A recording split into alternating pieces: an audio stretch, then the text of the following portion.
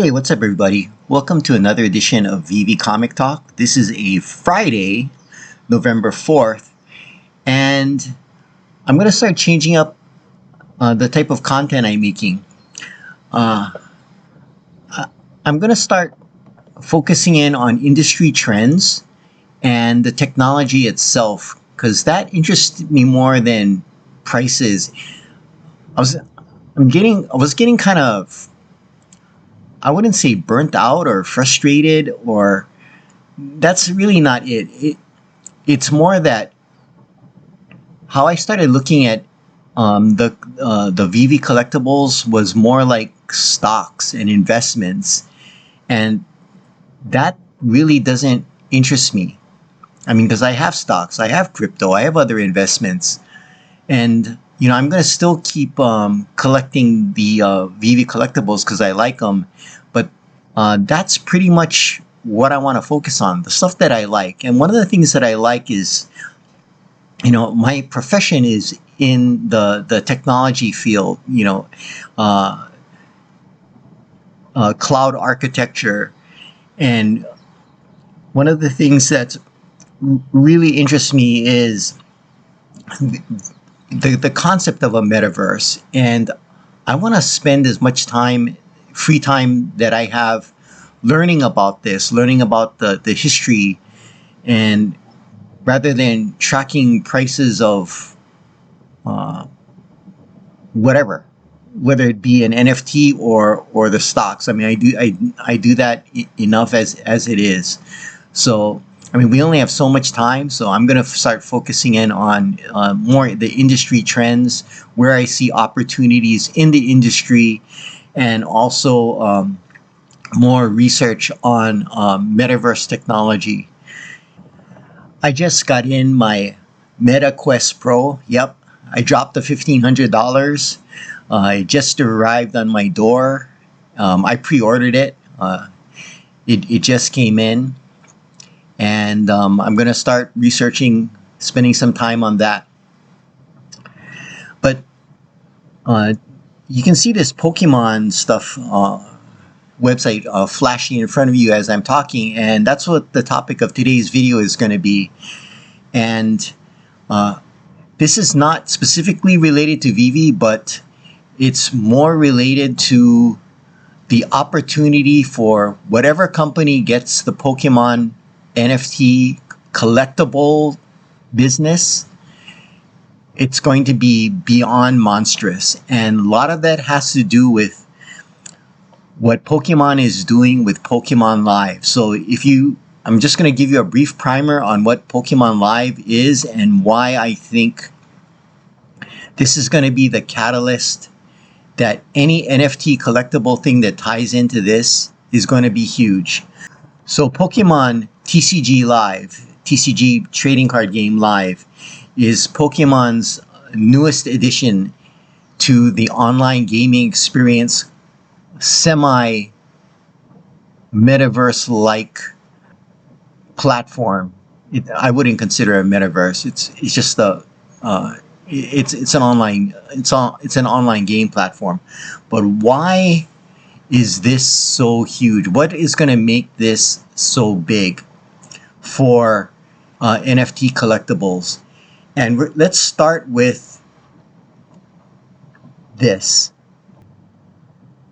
One of the main differences between Pokemon TCG Live and Pokemon TCG Online is that Pokemon with Pokemon TCG Live wants to make the experience easier for people to play the game. That means they want to make the cards more accessible. Thus, it is a true TCG trading card game rather than a CCG collectible card game. So here's the key thing. The game will limit you to 4 copies of most cards. If you get more copies of one card, they'll be converted to credits. That's amazing. So you can't stack. It's going to be all about play. So the other thing is, which is kind of unusual because they have the T in trading card games, it's not going to be possible to trade with other players. It says, instead, you unlock cards in-game and extra copies of cards are converted to credits, one of the game's 3 currencies. So it's these credits that are going to be used, that you can use to get additional cards. So why is this going to be huge? I'm going to save that for the end, but I want to show you one more thing that is what I think is what's making this platform incredible. I've always talked in previous videos about Agile development and the willingness of a company to take feedback and communication from the user base and publish it back out. If you look at what Pokemon is doing, they are doing a wonderful example of this.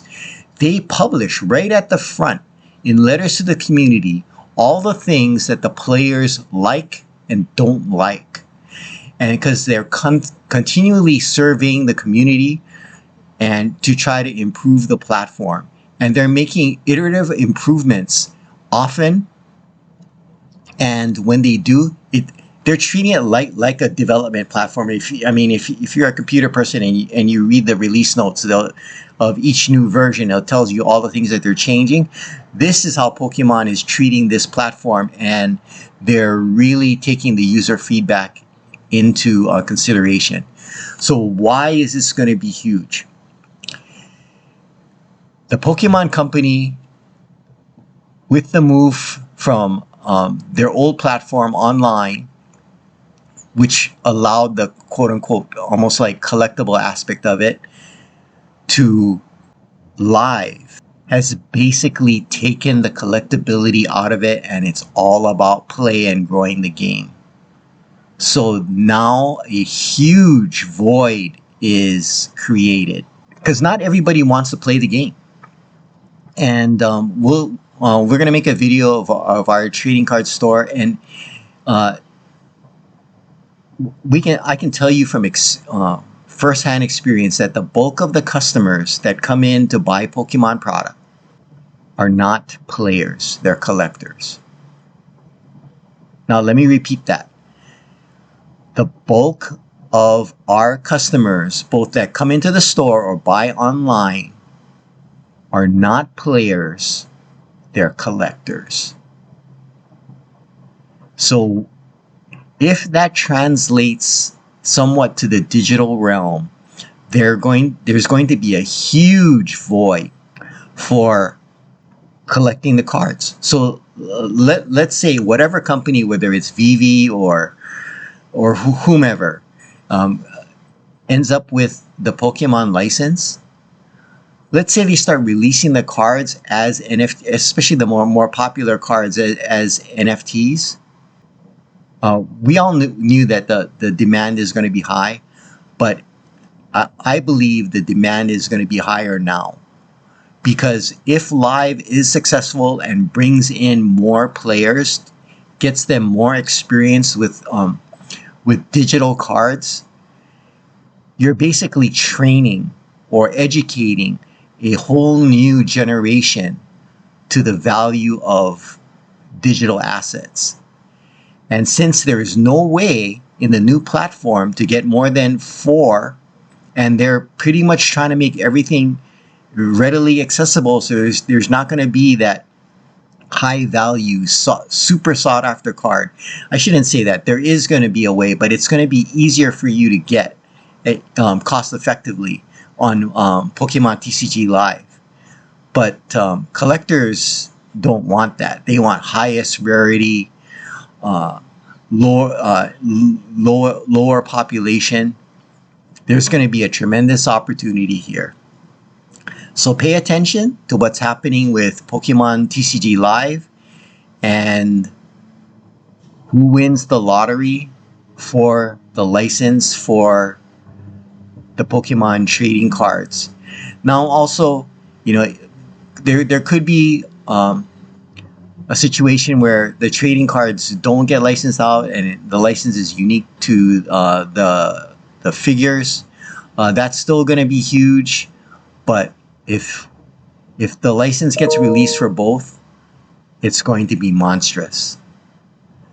So I hope this was informative and gives you some idea of what's happening on the Pokemon side of the digital fence. Thanks for watching, and aloha.